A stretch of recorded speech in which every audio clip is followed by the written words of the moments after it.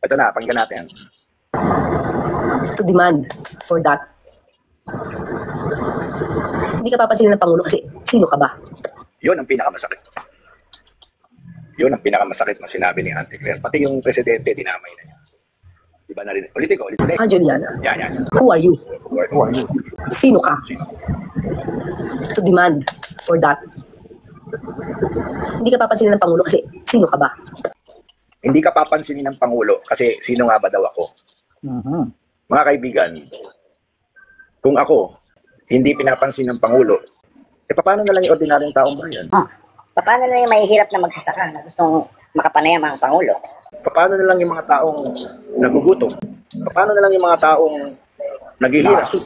Yung tinamaan ng kalamidad, ng bagyo o lindol, Yung mahihirap na tao na kailangan ng tulong, ospital, gamot, pag-aaral. pabahay. Ako po si Anjo Iliana at ang sabi ni Auntie Claire, hindi daw ako papansinin ni Pangulong BBM dahil sino ba daw ako?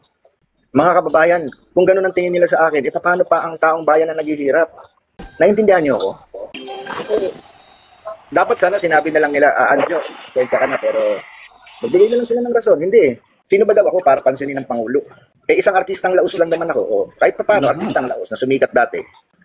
Paano yung mga kababayan ko na mahihirap na hindi naman sila artista? Lalo nang hindi sila kakausapin ng Pangulo. Kasi kung ako nga, paano si ordinaryong Juan de la Cruz?